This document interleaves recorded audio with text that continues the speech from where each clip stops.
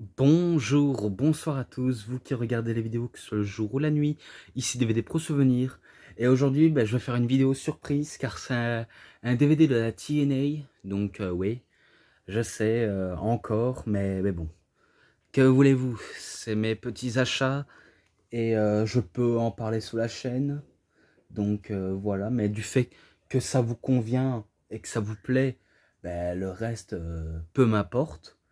Si vous n'aimez pas, ça pose un petit peu problème. Mais bon, passons. Je vais vous montrer en DVD de TNA. Et je pense que je peux... Ouais, je crois que je vais vous montrer les DVD que j'ai aussi.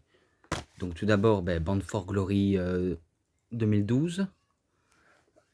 Après, celui-là, je ne l'ai pas encore gardé. Donc ce que je vais vous montrer, vous allez voir.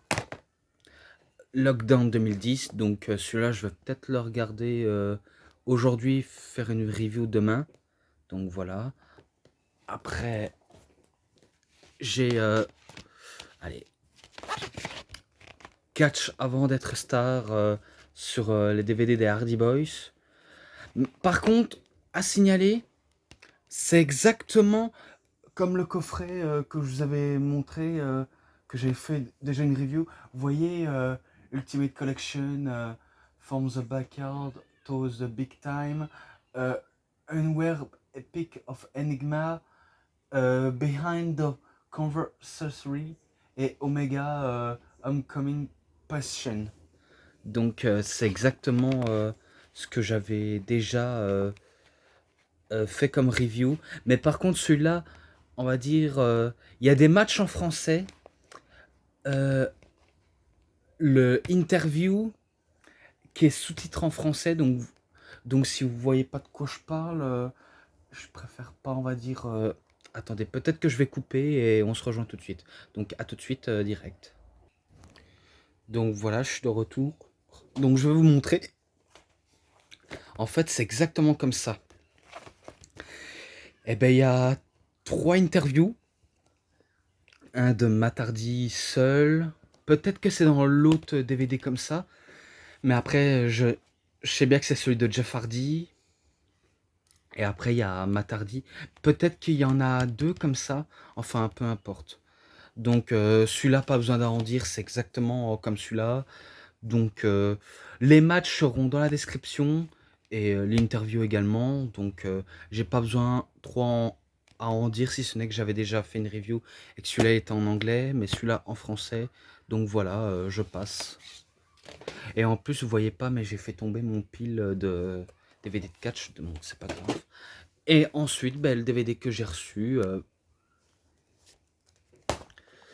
WrestleMania 20, et que celui-là, je l'ai pas réussi à trouver en français malheureusement. Donc je l'ai trouvé en version anglaise. Mais bon, au moins un DVD de WrestleMania, ça va, ça me plaît. En tout cas, c'est vrai que le WrestleMania 20 en français, il est dur à trouver. Hein. Donc, donc voilà. Mais au moins, je l'ai reçu. Et que je vais peut-être pas tarder à regarder. En tout cas, je vais regarder le Lockdown 2010. Et peut-être que celui-là, je le regarderai. Enfin, on sait jamais. Donc voilà. Donc moi, je passe du côté de TNA en tout cas. Ah un show qui est pas mal. Donc ouais, j'ai vu les matchs et shows, ils sont pas si pires que ça. En tout cas, ça reste que du bon. Alors, attendez. Là, il y a la liste des matchs, les photos, Jeff Hardy, Christopher Daniels, Edge Styles, Austin Harris, Hulk Hogan, et commenté par Salian Varini et Greg 10, qui est Gregory 10, bien sûr. Alors, ensuite,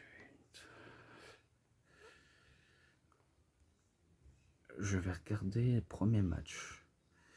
Alors, tout d'abord, le premier match. Tout d'abord, je sais bien qu'il y a 2 matchs à impact. Le premier match, c'est, on va dire, Kurt Angle contre Chris Daniels et contre AJ Styles. Je vais vous dire la surprise. C'est Kurt Angle qui bat Styles et Daniels. Et du coup, En fait, si vous voulez, c'est les 2 matchs, d'après, Bound for Glory. Donc un coup que le show est passé, beh, ils s'affrontent à Impact et du coup, beh, c'est Kurt Angle qui bat Daniels et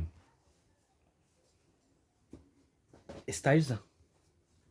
Et après, beh, le deuxième match, Sting contre Devon, que lui, il avait rejoint Ace Again. Donc, si je crois bien, c'est 2 As 8. Enfin, As 2, As 8, quoi. Donc c'est Ace Again, c'est ça. Cette faction biker, motard terroriste. En gros, c'est ça. Donc, c'est une victoire de Sting, car il avait prévu d'envoyer ses hommes pour tabasser le Stinger. Mais bon, je vais pas trop en raconter. Les 2 matchs, ils sont sympas. Il y en a un, je lui mets 3,5 et l'autre, ouais, 3,5 aussi. Allez, voilà, je prends un petit risque. Et maintenant, passons au show principal. Donc, je sais pas si je vais le trouver. Alors, voilà. Ah, ils sont pas tous dans l'ordre, hein. Ils sont pas vraiment dans l'ordre. Donc, match pour le championnat de la X-Division. Rob Van Dam contre Zemayon. Donc, c'est le show de la soirée. Enfin, c'est le match qui débute la soirée. Ah, il y a des coups, je suis à l'ouest. Vraiment pur à l'ouest. Mais bon, ce match était très bon, particulier.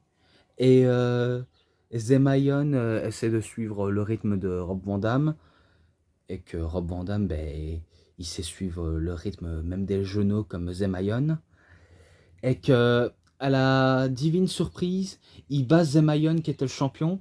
Donc il devient le nouveau champion de la X-Division. Ce match-là aussi un 3,5. Et pareil entre Joe et Magnus. Pour le championnat de la télévision. Donc, donc Magnus qui faisait récemment équipe avec Samoa Joe, qui l'avait trahi. Et que... Et que... Il voulait pas se laisser faire face à Joe, mais malheureusement, Joe a été plus fort que lui, car il le bat avec un coquin à clutch, et il conserve son titre, Joe. Donc, ce match, comme j'ai dit, un 3,5. James Storm et Bobby Roode, cette fois-ci. Donc, combat de rue avec King Mo en tant qu'invité spécial. Ouais, c'est peut-être arbitre spécial, si on peut vulgariser ça. Eh ben là, c'était un match sanglant entre James Storm et Bobby Roode. Est-ce que James Storm pourrait avoir sa revanche face à Bobby Roode, même si c'est pas pour le titre, mais en tout cas, il veut se venger de son ancien meilleur ami, suite à lui avoir volé le titre et n'a pas avoir profité d'un règne correct. Donc, je pense que James Storm va se venger. Et résultat, ben, ça finit en sang carrément. Donc les deux se sont... Je crois que c'est Bobby Roode qui s'est retrouvé en sang. Peut-être James Storm, mais je sais bien qu'ils se sont trouvés en sang. Et à la fin, ben, James Storm, ben, il bat Bobby Roode avec son... Je sais bien que c'est un super kick, mais je sais plus comment il l'appelle. Ah, je sais plus comment il a appelé son super kick. Et pourtant, James Storm, on dirait une pâle copie de Shawn Michaels, pourtant. Mais bon. C'est victoire de James Storm. Ce match-là, 3,40. Ensuite, match pour un contrat de la TNA. Pour un contrat de la TNA.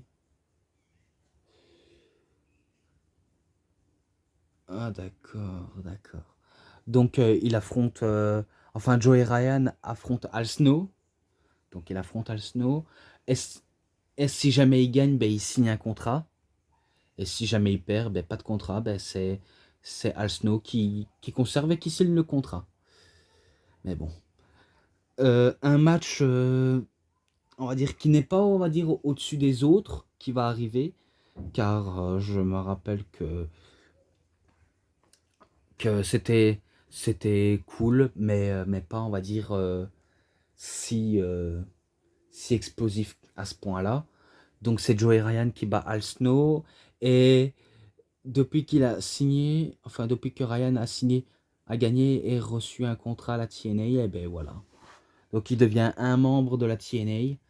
Et ce match-là, 3,20. Voilà. Ensuite, un match triple menace par équipe. Pour les championnats, justement, par équipe. Donc, Chavo Guerrero Hernandez contre Bad Influence, qui est Christopher Daniels et Frankie Kazarian, qui étaient les champions par équipe, justement.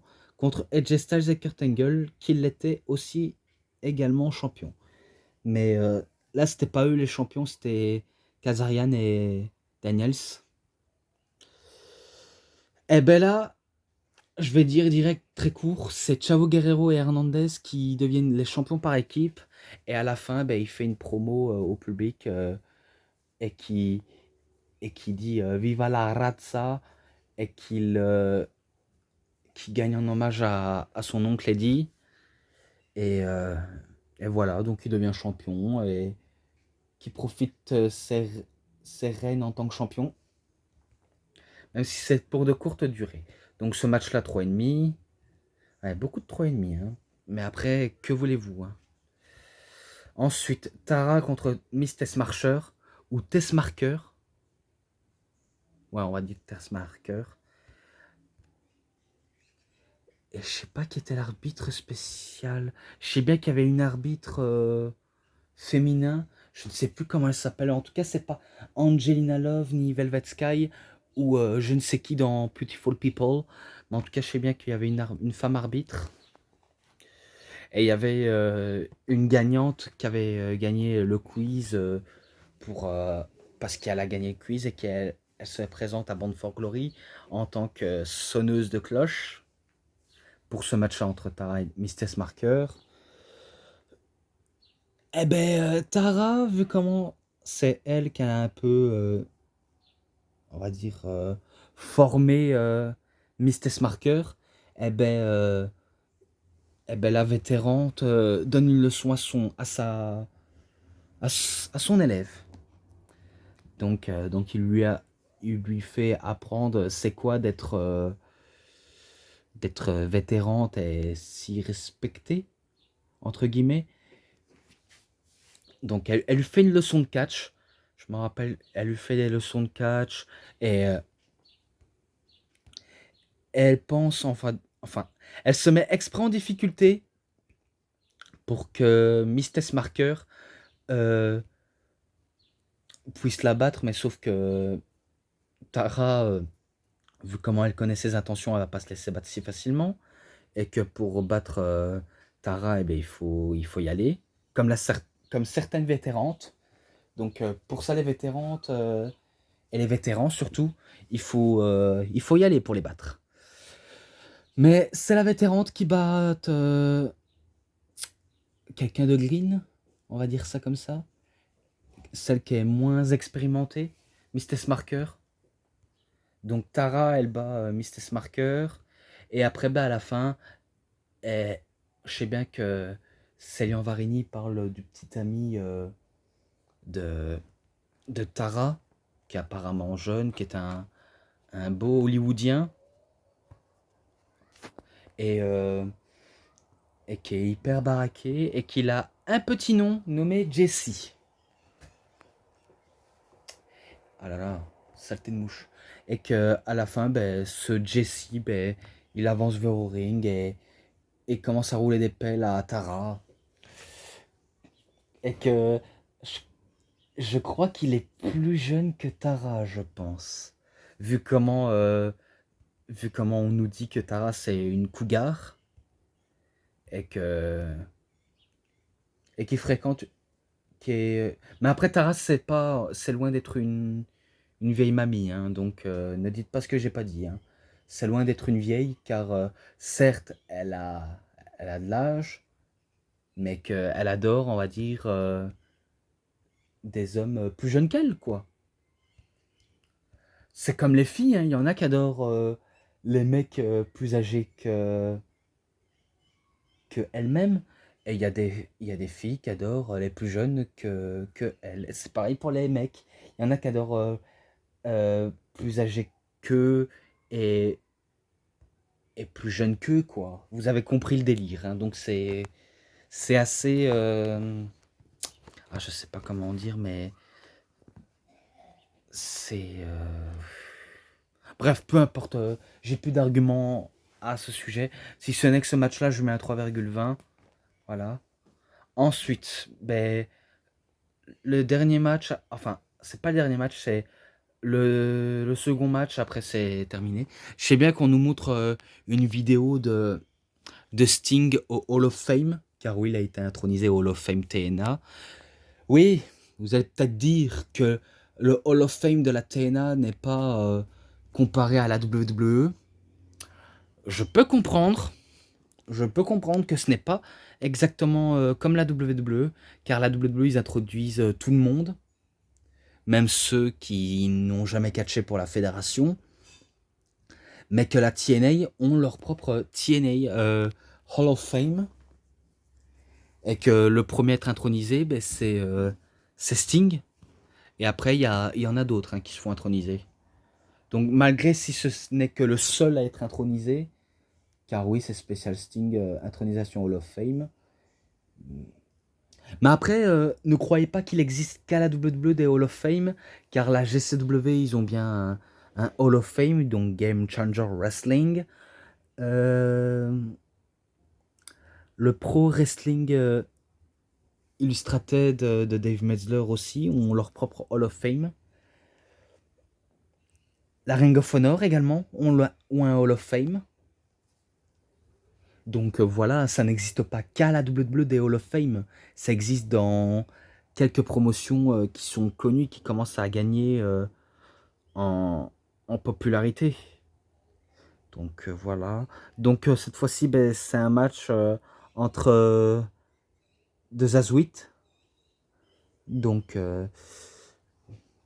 Ace Eggs contre Sting et Bully Ray. Ouais, j'essaye d'y aller au-delà de la traduction, car c'est vrai que c'est pas si facile ce que je dis.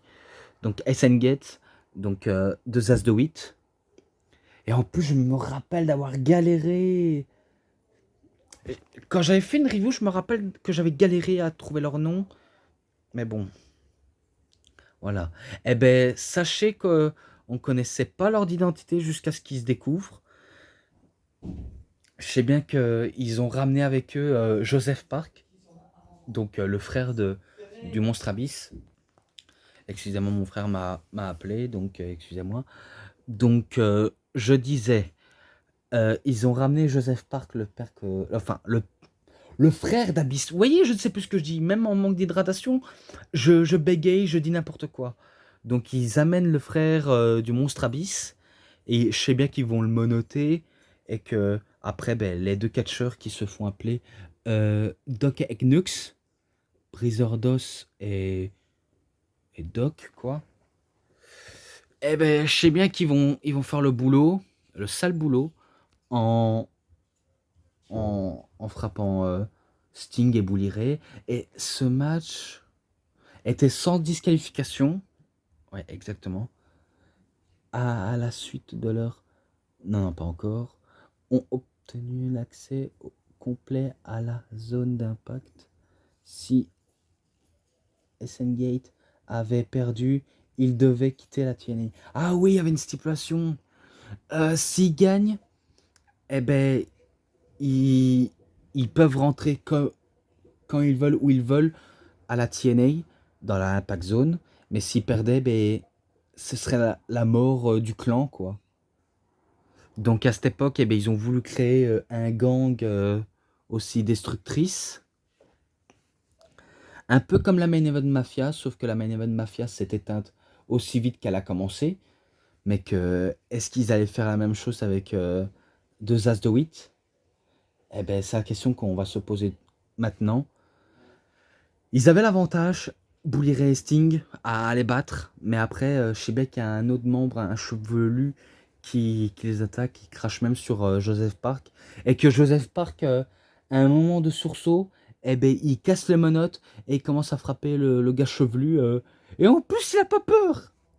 Il a pas peur, il est complètement malade. Il est désespéré, il a pas mangé depuis des jours car il a été pris en otage par deux As de 8, donc Essengen, si vous préférez. Eh ben, il se défoule, jusqu'à ce qu'il y ait un autre membre qui intervient et qui frappe Divon et que Divon passe à travers la table. Et pourtant, c'est pas un match de table, hein. Il remporte par tombée et c'est deux As de 8 qui bat Sting et Bully Ray. Et après, je sais bien que le Kogan arrive, il donne des gros coups de poing aux membres de Essengen. Mais après, je me suis dit, Hmm, en connaissant Hulk Hogan, est-ce qu'il n'est pas impliqué dans cette nouvelle faction, vu qu'on commence à connaître les plans, on va dire, douteuses de Hulk Hogan, vu comment il a double personnalité. En tout cas, pour moi, il a double personnalité, donc je le dis. Et que à la fin, je me rappelle, ils ont démasqué l'homme masqué, et c'était Devon qui était à la tête de ce clan. Et ça se termine là-dessus. Ce match-là, 3,40. Et ensuite, le main event. Match pour le championnat du monde poids lourd. Jeff Hardy contre Austin Harris. Match pour le championnat, ouais, exactement. Je l'ai déjà dit. Je vais pas le redire. Donc, je sais bien que Austin Harris a fait un récent heel turn face à Jeff Hardy. Donc, est-ce que Jeff Hardy va se laisser marcher sous les pieds, ou alors est-ce qu'il va se laisser piétiner par Austin Harris? Eh ben, il aura beau se laisser frapper, Jeff Hardy, mais il va quand même reprendre par la suite. Donc il fait un Sweaton Bomb, enfin je sais bien qu'il fait Twist of Fate et un Sweaton Bomb. Je sais bien qu'il va louper sa Sweaton Bomb et louper son Whisper in the Wind, et qu'il va louper quelques petites prises. Mais après, je sais bien qu'il termine avec un Twist of Fate et il met fin au match grâce à un Sweaton Bomb et il remporte le match. Donc c'est victoire de Jeff Hardy. Ce match-là, un 3,50. Donc voilà, j'ai déjà assez tout dit pour ça. J'espère que ça vous aura été utile à dire ces matchs-là. Donc match ensemble, petit bonus. 3,80. Voilà, donc c'était un très très bon show. Et maintenant, j'en ai fini. En tout cas, si cette vidéo vous a plu, ben, vous savez ce qu'il vous reste à faire, hein. En tout cas, likez la vidéo, commentez, partagez, abonnez-vous à ma chaîne, cliquez sur la petite cloche pour avoir plus de notifications des prochaines vidéos. Et moi, ben, je vous dis bonne journée, bonne soirée à tous. Au revoir tout le monde pour une prochaine vidéo. A plus les gens.